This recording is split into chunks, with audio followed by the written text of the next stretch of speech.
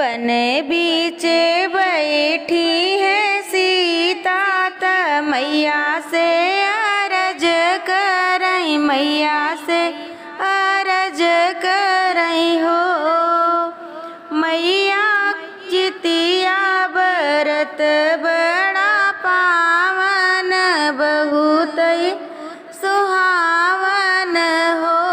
मैया जितिया बरत बड़ा पावन, बहुत सुहावन हो। मैया हम हूँ जे भूख बई जीवतिया तरह बई बरतिया, तरह बई बरतिया हो। हंसी हंसी पूछे बन तपसी, सुनऊ मोरी सीता, सुनऊ मोरी सीता हो। सीता के करे खातिर भूखबू ज्योतिया तरखबू बरतिया, तरखबू बरतिया हो। सीता के करे तू लगबू चरनिया, के करे सरनिया, के करे सरनिया हो।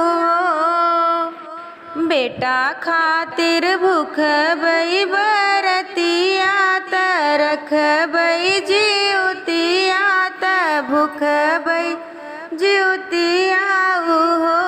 मैया बेटी खातिर मंगबई मंगनवा, लगबई चरणवा, लगबई चरणवा हो।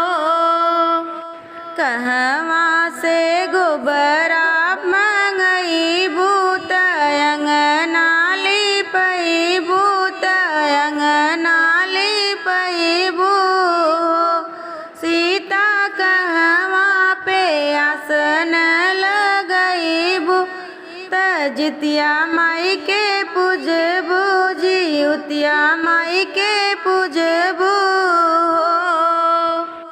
गैया के गोबरा मंगऊ बैत अंगना लिपऊ, बैत अंगना लिपऊ बई हो। मैया चौके पे आसन लगऊ बैत, फूलवा बिछऊ बैत, फूलवा बिछऊ बई हो।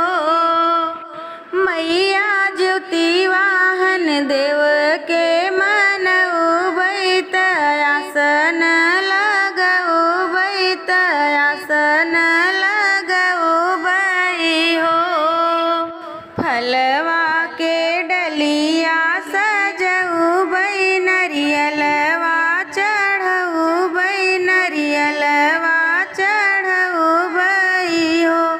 मैया ज्योति वाहन के भोगवा लगऊ बई, मांगन कुछु मंगबई, मांगन कुछु मंगबई हो। मैया ज्योतिया माई के हम हूँ मनऊ बई, मांगन कुछु मंगबई, मांगन कुछु मंगबई हो।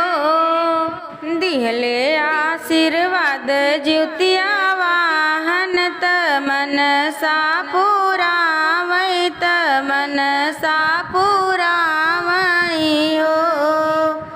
सखिया नवही महीनवा के लागत, लव कुश जनमल नीलव कुश जनमल नी हो।